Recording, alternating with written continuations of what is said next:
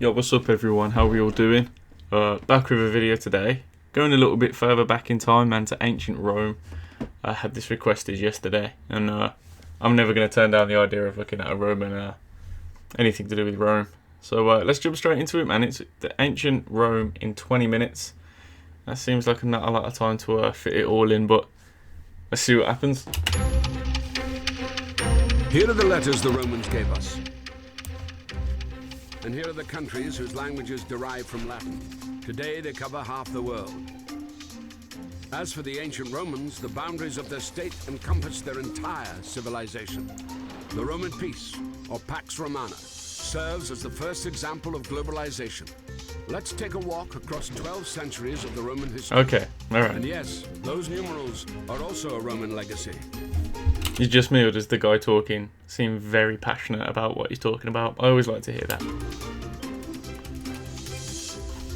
Can you guys hear it okay? Put it up a bit for you. The Age of Kings. What is Rome? A city on 7 hills. I was there a few months ago. Capital of Italy. But that is today. And 2,000 years ago, there it is. Another 1,000 years ago, there. A tiny tribal settlement of the Latins by the river Tiber. How did this manage to conquer the world? First, it was lucky with its neighbors. To the north, the Etruscans of modern Tuscany, a mysterious people whose language has never been fully deciphered. Sorry, I just couldn't help but realise he said, like, they're very lucky with their neighbours. This guy has never played Civilization, clearly. Because you can be ancient Rome all you want, but you will get fucked up by pretty much anyone. You know, you have the legions at the start, which is a powerful unit, but, you know, play it on deity difficulty. It's a different story. If anyone plays Civilization, you'll know what I'm on about. To the south, Greek colonies. These peoples all traded with each other. It was at the crossroads of their trade routes that Rome appeared. From the very start, Rome has been an open city, a safe haven for outcasts, murderers, runaway slaves. Rome offered migrants a unique opportunity to become fully fledged citizens. This will make Rome the largest metropolitan city of the ancient world. The Romans themselves believed they were descendants of refugees from the Middle East who had survived the Trojan War. Romulus and Remus were the great-grandchildren of the Trojan hero Aeneas, nursed by an Italian... I did not know that. They skip over that in school. We just get told Romulus and Remus were just kind of there. I didn't know they were descendants from people at the Battle of Troy. Who had survived the Trojan War. Romulus and Remus were the great-grandchildren of the Trojan hero Aeneas. Nursed by an Italian she-wolf, the brothers quarreled where to site the future world capital. Romulus killed Remus, gave his name to the city, and became its first ruler. As legend has it, there were 7 kings, each of which enjoyed a lengthy reign and left some beneficial legacy. A calendar, a sewer system, or the Capitolium, a temple to the senior god Jupiter. Much of what the Romans later became famous for, aqueducts, bridges, perhaps even the gladiatorial games, were borrowed from the Etruscans. This people had invented the Latin alphabet by adapting the Greek letters for their own needs. It's not surprising that their last kings were Etruscan. Rome borrowed her military and government organization from them, while maintaining her stern, patriarchal simplicity. In 509, Rome was shaken by a sex scandal. The son of King Tarquin the Proud raped the chaste Lucretia. Tarquin was expelled, making him the last king of Rome. Jeez. The Romans decided to prevent any such concentration of power ever again. From 509 onwards, they elected 2 consuls to serve a year apiece, instead of a monarch. The consuls were controlled by the Senate. This consisted of 300 fathers, patres in Latin, hence the term patricians.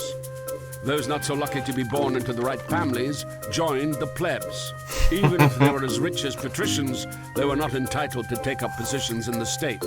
It is in the 200-year struggle for these rights that the Republic, literally meaning public thing, will be formed. The plebeians would make up the backbone of the army, and to have their own way, they would threaten the fledgling state with emigration to a neighboring hill. Each time, the scared patricians caved in, introducing, for instance, the special position of a representative or tribune of the plebeians. These had the right to veto any decisions of the consuls. One of the main achievements of the struggle was the publication of the first written laws. By 287 BC, the plebeians had achieved complete equality of rights with the patricians. The unity of Rome found its best expression in the formula Senatus Populusque Romanus, the Senate and the Roman people. Yeah, these are... Which still adorns the manhole covers in Rome. Yeah, I noticed that a few months ago. That's something I didn't know until I was there. I looked down, I saw SPQR, and I was like, Jesus Christ.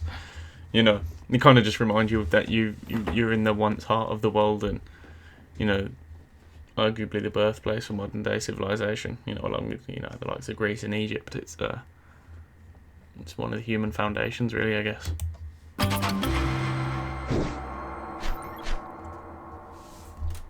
In 390 BC, the history of Rome could have come to an end. The city was unexpectedly taken by the Gauls. The guard dogs had sensed no danger, for which they would be crucified every year since. Geese awoke. They just crucified the dogs. Oh my god. I didn't know that. I did not know they crucified the dogs. The last protectors of the Capitoline Hill fortress instead, saving Rome from complete destruction. The shaken Romans conducted a military reform. The Roman legion was divided into manipuli, making it more mobile in battle. The Roman army spent the next 100 years in constant wars. Instead of simply imposing a tribute on the conquered, the Romans would enter into a treaty of alliance with them, and the loyal allies supply Rome with a never-ending stream of recruits. Thanks to this, the Roman legions were able to stand their ground in battle with the most efficient fighting force of the time, the all-conquering Macedonian phalanx, led by Pyrrhus, a relative of Alexander the Great. Ah, the Macedonians. They've got such a cool... The Macedonian history is probably the most underrated history on the planet. Obviously, Alexander the Great was Macedonian, and, you know, if you know anything about him, you know how cool he was.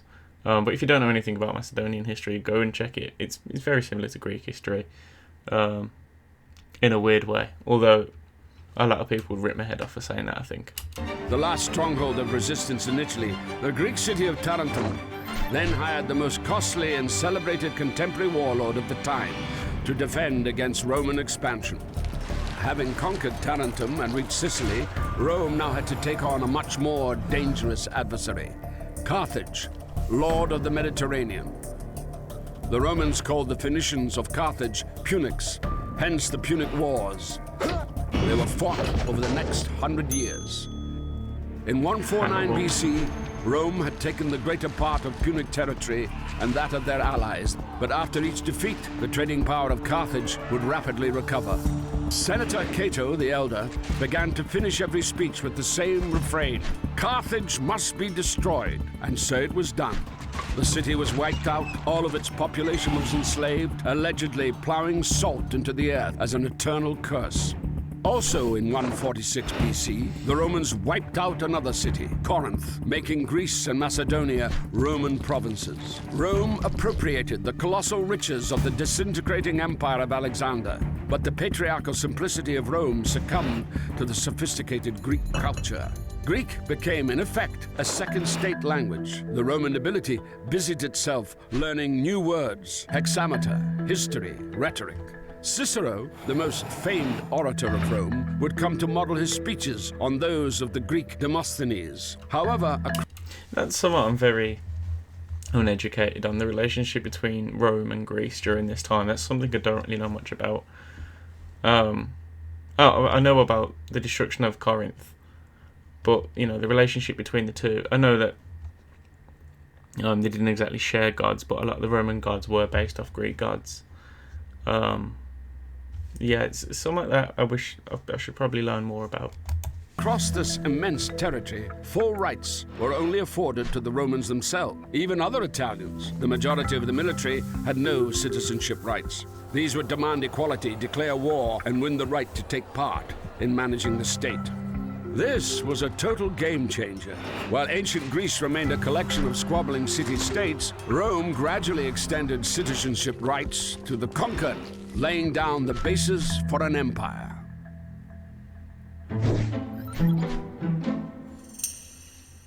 Having conquered half the world, Rome fell victim to globalization. Cheap grain and an inflow of unpaid slave labor bankrupted the small farmers.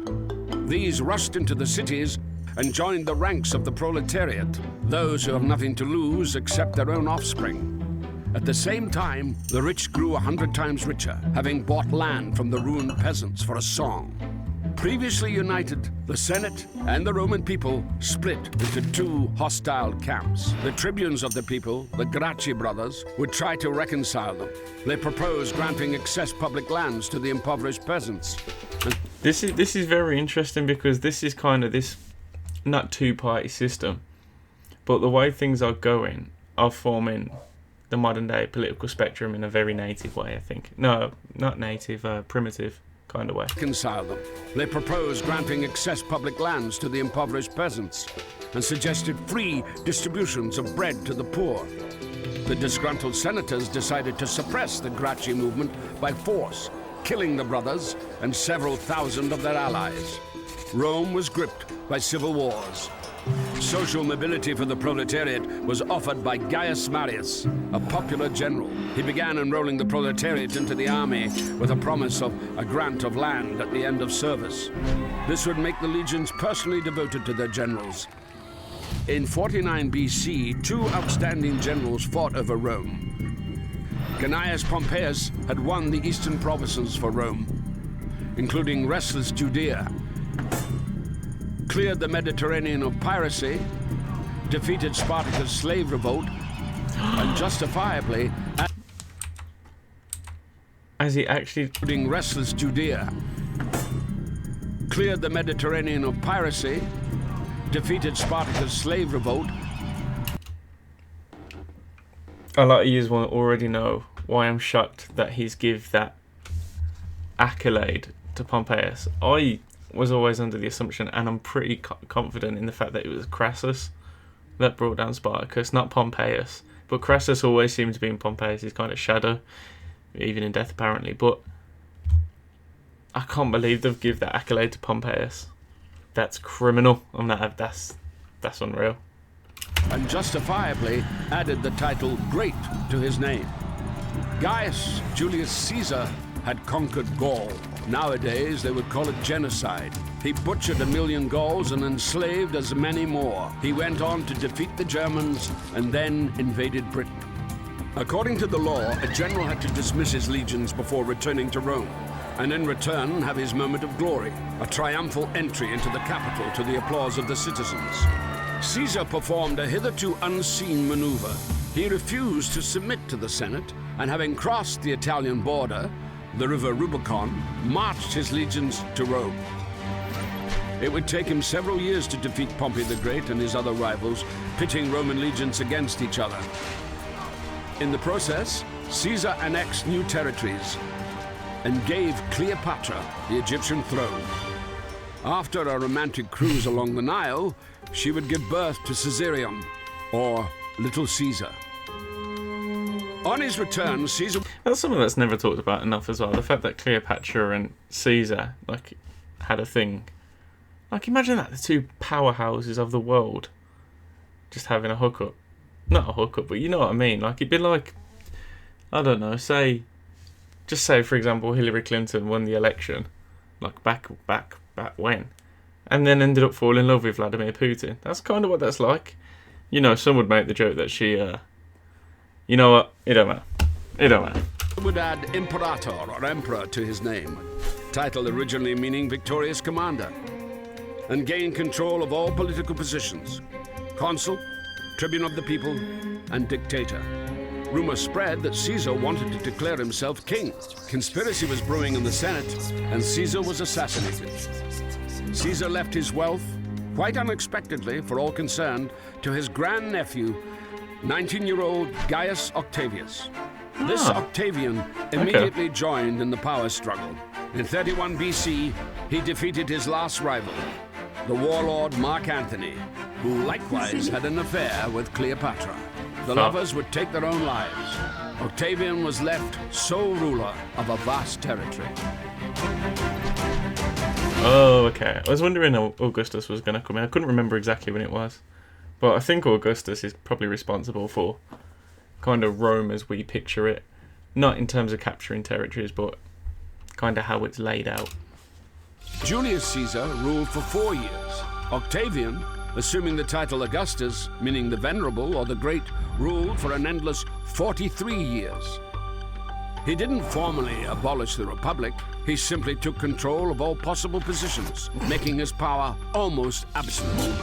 But he modestly called himself Princeps, the first senator.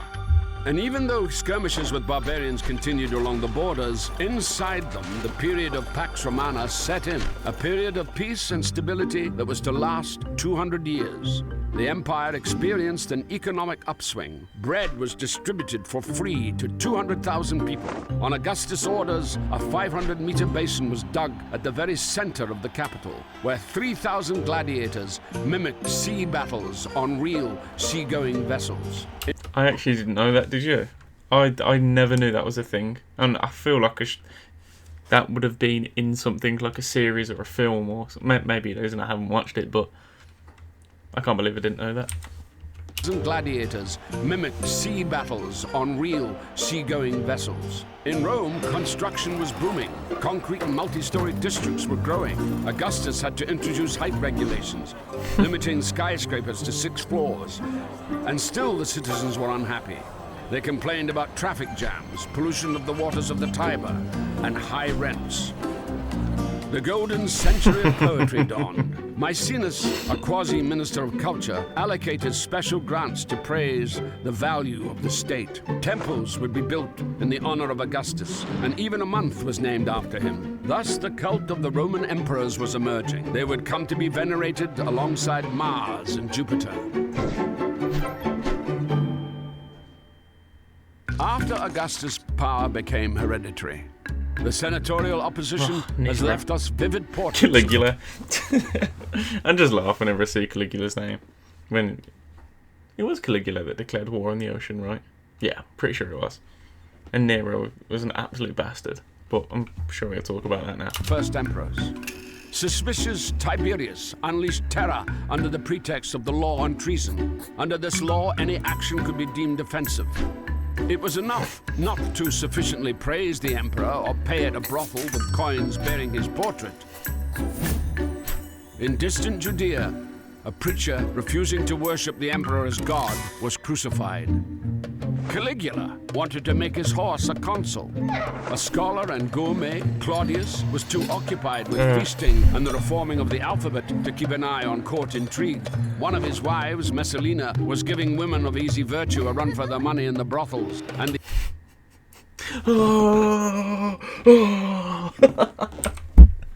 That is such a funny way to cuss someone. Next time I see a hoe, I'm going to be like, yo, you're giving...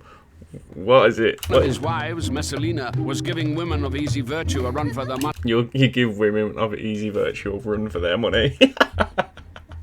That's what I'm going to say. If I have my girlfriend pissing me off, I'm like, you give women of easy virtue a run for their money. That is such an upper class, like, ancient thing to say. That's brilliant. That is funny. Money in the brothels, and the other, Agrippina, poisoned Claudius with mushrooms to enthrone her son from another marriage, Nero. Nero, believing that he was a born actor, not an emperor, would later kill his own mother, and then allegedly the apostles Peter and Paul. Then he again, allegedly, set fire to Rome, so as to read the verses on the fall of Troy during the blaze. He would accuse the first Christians of arson, and initiated their persecution. And finally, he took his own life. Wow, Most details of this era are known from Tacitus, a historian and senator who observed the degradation of republican institutions. Fate of the empire was now decided not so much by the Senate as by the Praetorian Guards, the emperor's personal security force, created back in the times of Augustus. These suffocated Tiberius with a cushion, slayed Caligula by the sword, and hailed Claudius emperor. In all fairness, at the same time, the empire grew, expanding into new territories. Roman legions conquered part of Britain, where they founded a town called Londinium. Provinces were given a transparent taxation system. You'd be surprised the amount of ancient Roman stuff that still stands today. Like, it's quite common, like, some broken down aqueducts, You know, fountains, city squares, just anything really. There's still loads of Roman stuff here. Town called Londinium. Provinces were given a transparent taxation system, and the non-Roman nobility began to enter the Senate en masse. A grandchild of an Italian peasant, Vespasian Flavius would become the founder of the next dynasty. Vespasian and Titus, suppressing the uprising in Judea, committed genocide, again according to modern-day, not Roman standards, and reduced the Temple of Jerusalem to nothing but the Wailing Wall. On a lighter note, Vespasian had a jolly good Roman predisposition. He taxed the collectors of urine at the public toilets. And Titus, the destroyer of Jerusalem, would nevertheless obtain the title of Merciful. After a splendid triumph, he opened the Colosseum for the people. Titus would be called the love and consolation of humankind. And after such festivities had depleted the public treasure... I've got to say, sorry, just looking at it now. I was there, like, when was I there? End of September, I think. Looks nothing like this. Just looking around now, like... I don't know what time you have to go in during the day to get it like that, but when I went, it was like, you see this patch here, it was like that, but all the way around. And is he there constantly? See right here, there was shitloads of construction work and like scaffolding. It's like they were still building it. But yeah, it's great, man. Like, I'm just picturing, I think you come in, well, there's a few entrances, and the people that work there are arseholes, by the way. Really rude. But anyway, sorry, I'm just talking random shit now. Mankind. And after such festivities had depleted the public treasury, Vesuvius destroyed Pompeii, plague devastated half Italy, and Titus became a god.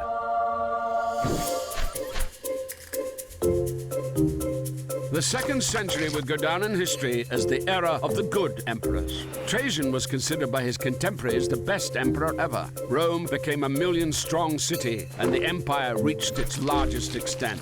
Rome connected her new territories via a network of paved roads. This system still determines the transport map of Europe. After Trajan's conquest, Hadrian busied himself with defense, erecting massive fortifications in Britain and between the Rhine and the Danube. Yeah, Hadrian's Wall. Erecting massive fortifications in Britain. Still there. And it's, no, you know, not good as new, but still in pretty good shape, you know, after it's, you know, it's been a few minutes since you made it, and it's pretty good shape. And between the Rhine and the Danube, Pantheon was built in Rome, the first temple to be topped by a massive dome. This, by the way, is unbelievable. Like, when you're stood outside of it, it's unbelievable. Like, there's like around here is just coffee shops all here, and like you pay an absolute fortune to sit there in front of this, but it is worth it, man. It's so good. If you're ever in Rome, don't skip this. This might not be one of the most exciting places to visit on the surface, but when you have a look at it, it's unreal. Was built in Rome, the first temple to be topped by a massive dome, a real architectural sensation of the day, dedicated to all the gods. Hadrian would also include his lover among them, the young Antinius. More of his images have survived than of any Roman. The last good emperor, the throned philosopher, Marcus Aurelius, would spend most of his reign on military expeditions. In between battles, he wrote his manifesto for Stoic philosophy, Meditations.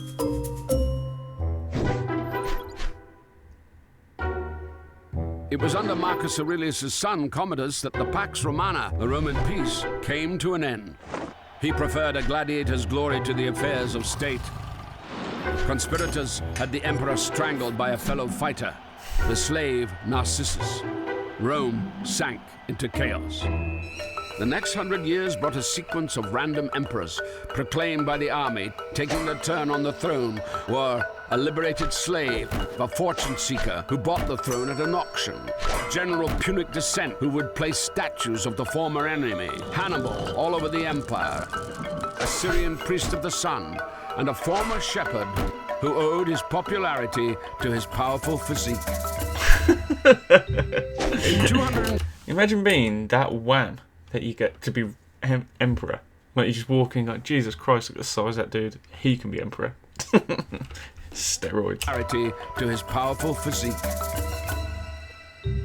In 212, Emperor Caracalla, half North African, half Syrian, granted Roman citizenship to nearly all free subjects of the empire. The idea that you could be a Roman in Judea, in Africa, or any other corner of the empire at all might well be the main legacy of Rome still in use today. By mid-century, Rome was already in the midst of such a crisis that the whole provinces were starting to split off. The Gauls, for instance, proclaimed an empire of their own. Order would be restored by the son of a liberated slave, Diocletian. Having started his career as a soldier, he would end up an absolute monarch, an astonishing example of social mobility. Diocletian split the empire into four, with four co-rulers at four capitals, situated closer to the frontier. Rome lost its significance. The Senate became a town council. The country was now ruled by an army of officials personally reporting to the emperor. Thus, the ancient world, centered around the concept of a free community and free citizens, came to an end. From the princeps, the first senator, the emperor had become the dominus, a title by which slaves addressed their masters. The citizen became a subject, the warrior turned into a soldier, and the farmer a semi-serf. Diocletian himself resigned from the post of emperor 20 years later and went off to his estate to grow cabbages. Wow. So he really come from all the way from the bottom to the top. Done it for 20 years. I'm like, right. Time to grow broccoli for a living. That's crazy. That is social mobility at its finest. No, don't get me wrong. I'm sure he's still minted after he, stopped being emperor. But yeah, I feel like he isn't talked about enough. And went off to his estate to grow cabbages. Cabbages. After Diocletian's departure, the co-rulers were fighting for power. Constantine, the future Saint Constantine the Great, emerging victorious. Before the crucial battle for Rome, he allegedly had a vision of a cross. After this, he made all religions equal. After 300 years of persecutions, the Christians came out of the catacombs and were now entitled to build churches alongside the temples of Augustus and Mars. Constantine would take the cross from Jerusalem to the new capital of the Roman Empire, Constantinople. Theodosius I would make Christianity the official religion and begin to destroy the ancient temples. He would also be the last emperor of a united Roman Empire. His sons split the empire into west and east. The eastern half would live another 1,000 years and is known to us as Byzantium. The western part would fall victim to the great migration of peoples. Rome, founded by migrants, would fall to the onslaught of a new wave of refugees. Ironically, the last ruler of Rome would be called Romulus.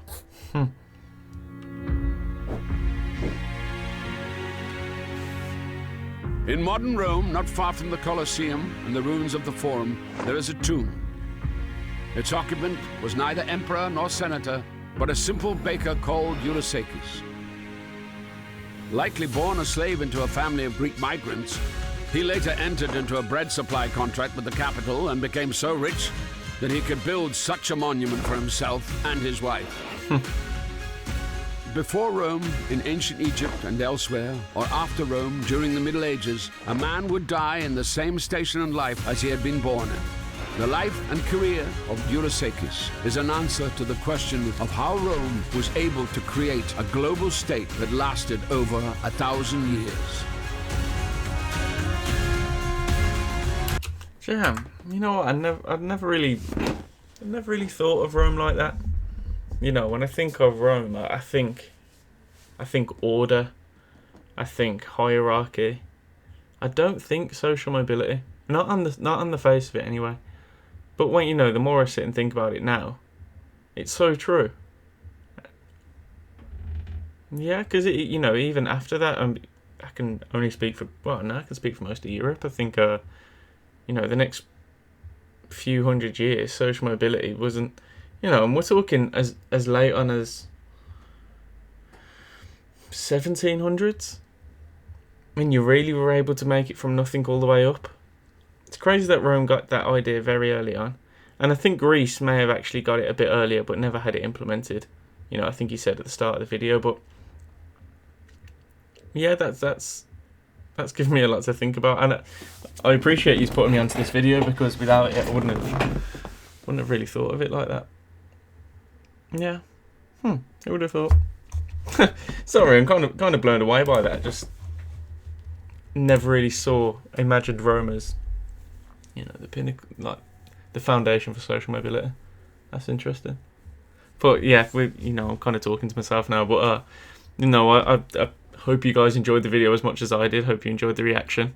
Hope it wasn't too quiet or anything. But yeah, man, leave a like, comment, subscribe. Let me know what you thought. If there's anything else like this, I'll definitely check it out. So yeah, just let me know, man. You know how I'm easy going, so it don't really matter. But yeah, peace out, guys, and thanks for joining me.